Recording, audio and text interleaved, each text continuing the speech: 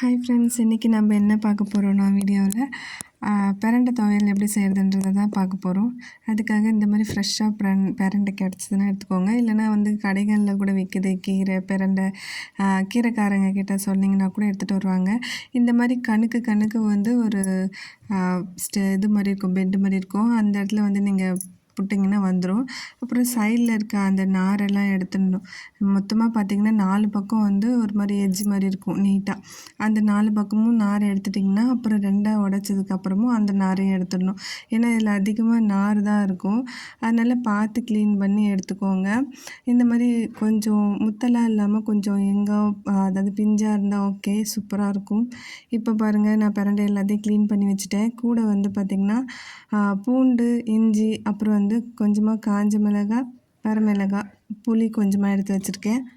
இப்போ ஒரு கடாயில் கொஞ்சமாக நல்லெண்ணெய் ஊற்றிக்கிறேன். நல்லெண்ணெய் ஊற்றினதுக்கப்புறமா காஞ்ச மிளகாயை போட்டு நல்லா வறுத்து எடுத்துக்கோங்க. காஞ்ச மிளகாய் வறுத்ததுக்கப்புறமா அதே கடாயில் பூண்டையும் போட்டு நீங்கள் வதக்கி எடுத்துக்கோங்க.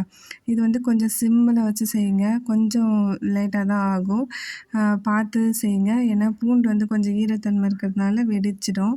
அதனால் கொஞ்சம் சிம்மில் வச்சு எல்லாத்தையும் வதக்கி எடுத்துக்கோங்க. இது இட்லி, தோசை, அப்புறம் தயிர் சாதத்துக்கு இதுக்கெலாம் சைடிஷ்ஷாக சூப்பராக இருக்கும். ட்ரை பண்ணி பாருங்கள், ரொம்ப நல்லது பிரண்டை துவையல். அப்புறம் அதிலே கொஞ்சமாக இஞ்சி போட்டு வதக்கிக்கோங்க. இஞ்சி வதங்கினதுக்கப்புறமா அதையும் எடுத்துக்கோங்க. இப்போ நம்ம இஞ்சி, மிளகாய், அப்புறம் பூண்டையும் வதக்கி எடுத்துக்கிட்டோம்.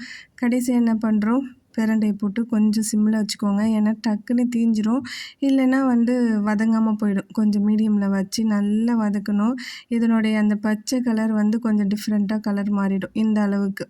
சரியா? இப்போ என்ன பண்ணுறோம், அதே கடாயில் கொஞ்சமாக புளி எடுத்து வச்சோம்ல, அதையும் போட்டு வதக்கிக்கோங்க. ஸ்டவ் ஆஃப் பண்ணிவிட்டு கூட வதக்கி எடுத்துக்கலாம், ஒன்றும் பிரச்சனை இல்லை. இப்போ அதையும் வதக்கி எடுத்துக்கிட்டேன். இது நல்லா ஆற வச்சுருங்க. இது நல்லா ஆறினதுக்கப்புறமா பார்த்திங்கன்னா ஒரு மிக்ஸி ஜாரில் இது எல்லாத்தையும் போட்டு ஃபைன் பேஸ்ட்டாக அரைச்சி எடுத்துக்கோங்க. கொஞ்சம் மையறதுக்கு கஷ்டமாக இருந்த மாதிரி இருந்ததுன்னா கொஞ்சமாக தண்ணி ஊற்றிக்கோங்க.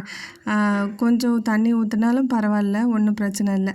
நான் 2 குவான்டிட்டியாக போட்டு அரைச்சி எடுத்து வச்சுக்கிட்டேன். ஒரு கடாயில் எண்ணெய் ஊற்றி கடுகு, உளுத்தம் பருப்பு போட்டுக்கோங்க. போட்டதுக்கப்புறம் பார்த்திங்கன்னா கொஞ்சமாக பெருங்காயத்தூள் போட்டுக்கோங்க. பெருங்காயம் பொரிஞ்சதுக்கப்புறமா நம்ம சேர்த்து அரைச்சி வச்சோம்ல, அது எல்லாத்தையும் அந்த மிக்ஸ் எல்லாத்தையும் இதில் போட்டு மிக்ஸ் பண்ணிக்கோங்க. கொஞ்சம் கொஞ்சமாக போட்டு எல்லாத்தையும் போட்டு அதை கூட மிக்ஸ் பண்ணிக்கோங்க. இது நம்ம போட்ட உடனே பார்த்திங்கன்னா ஆயில் அதிகமாக இருக்க மாதிரி இருக்கும். கொஞ்ச நேரம் போச்சுன்னா அப்புறம் ஆயில் எல்லாத்தையும் அப்சர்வ் பண்ணிடும். இந்த அப்சர்வ் பண்ண ஆயிலை மறுபடியும் அதை ரிலீஸ் பண்ணுற வரைக்கும் நம்ம சிம்மில் வச்சு வதக்கி எடுக்கணும்.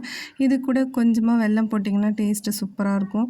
வெல்லம் போட்டு அதையும் வதக்கி எடுத்துக்கோங்க. முக்கியமாக இந்த இன்க்ரீடியன்ஸ் எல்லாம் போட்டு அரைக்கிறப்போ கல்லுப்பு போட்டு அரைச்சிக்கோங்க. நான் அதை காமிக்கல, அதனால் மறந்துட்டு போகிறீங்க. சரியா? இப்போ ஆயில் பிரிஞ்சு வந்ததுக்கப்புறமா நம்ம ஸ்டவ் ஆஃப் பண்ணிக்கலாம். இப்போ இந்த டிஷ் ரெடி.